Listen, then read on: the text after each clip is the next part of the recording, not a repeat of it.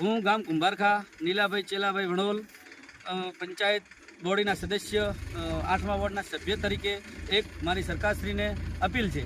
કુંભારખામાં 2022થી કરી અને આજ દિવસ સુધી નરેગાનું કામ હરેશભાઈ સરપંચ, હરેશભાઈ નાગજીભાઈ પણ સરપંચ અને ડેપ્યુટી સરપંચ શ્રી કીર્તિભાઈ રાયમલભાઈ તથા તેમના આગેવાનોને મળી હળી અને દલિતોના વિરોધમાં નરેગાનું કામ મશીનોથી કરાવે છે.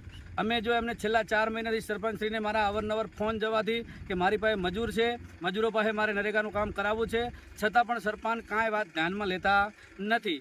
અને આજે સવારે મેં સરપંચને ફોન કર્યો કે તમે આ ટ્રેક્ટરથી જે ખાડા ખોદાવો છો, આ ખોડા નરેગાના મજૂરોથી ખોદાવો તો બહુ સારું લાગે. તો સરપંચશ્રીનું એવું કહેવું છે કે આ ખાડા ખોદ્યા પછી તમને મજૂરોને અમે ખાતર નાખવાનું અને એવું કામકાજ આપીશું, પણ કોઈ જાતનું કામ આપતા નથી.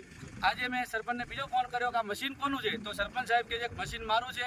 મેં કીધું ટ્રેક્ટર કોનું છે, તો ટ્રેક્ટર કે નિલેશભાઈ સવજીભાઈ પટેલનું છે.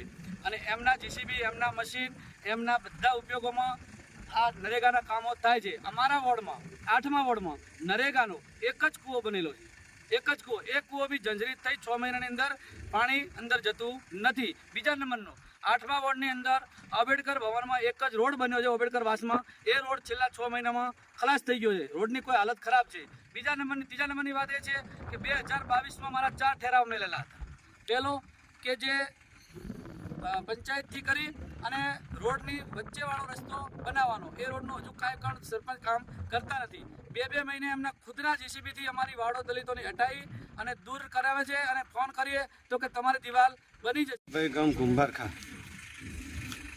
સરકારશ્રીને મારી નમ્ર વિનંતી કે કુંભારખા ગામે નરેગાનું જે કામ થાય છે તે મશીનરીથી થાય છે. ટીડીઓ સાહેબને મેં રૂબરૂ અરજીઓ લખી છે, છતાં પણ મને કોઈ જવાબ મળ્યો નથી. હાલ જે જગ્યા ઉપર ઊભા થાય તે પણ મશીનરીથી થાય છે. અમારા ગરીબ લોકોને કોઈ લાભ મળતો નથી.